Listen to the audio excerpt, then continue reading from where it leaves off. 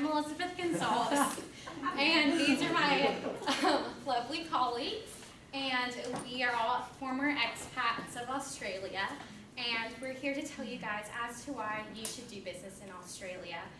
I'm Elizabeth Gonzalez, and I will be discussing culture today.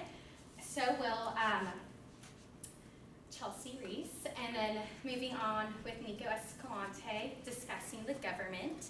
Moving on to Lauren Warner, who will be discussing the economy and infrastructure industry of Australia.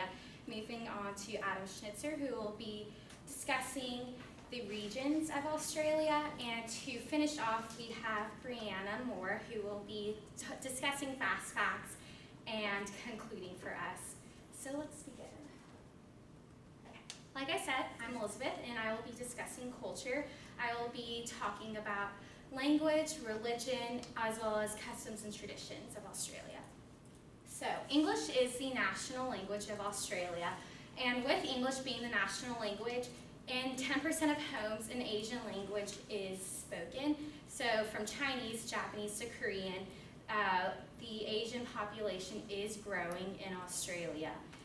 According to this chart, 61% of Australians identify themselves as Christian, and out of that 61%, majority identify themselves as Roman Catholics. There is a growing number in people who proclaim themselves as agnostic, though. So moving on to our customs, values, and traditions. Australia is a very open-minded country. They're a very accepting country. Free of racism, and they're very into equality, especially among sexes. So women are viewed the same way as a man is viewed in Australia, which is great. If you're a cigarette smoker, Australia might not be the place for you. Cigarette smoking is found to be offensive in the Australian community, so not the thing to do. Our national holiday is the Australian Day, which is celebrated January 26th. Just like our 4th of July, we celebrate it with fireworks and barbecues, and it's a fun day, friends and family. So, like I said, cigarette smoking is offensive, so is swearing, and swearing is actually against the law, so something you don't want to do. And moving on to restaurant customs, tipping is not the norm. If you do tip, it's at higher end restaurants, and you start out with like a 10% tip or even higher.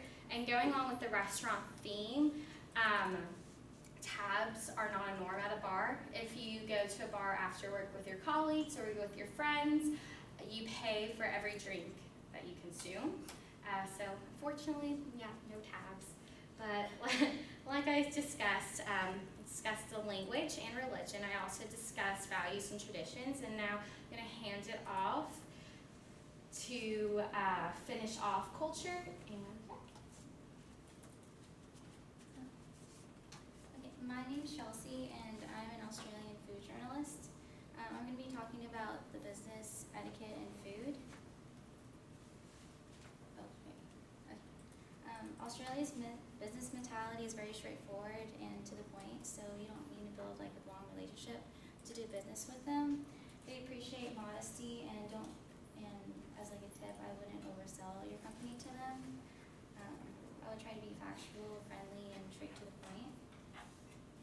Australians are not very formal, so like casual clothes are like it's gonna be okay, and a friendly like smile and handshake is pretty good. And for business purposes, it's best to visit the country from March to November, as the tourist season is from December to February. English is a spoken language at business meetings, so I wouldn't try to experiment with Australian terms. As some like phrases don't translate to Australia, like a phrase here as I'm stuffed would translate to I'm pregnant, so I'm getting through this. Now I'm going to move on to food.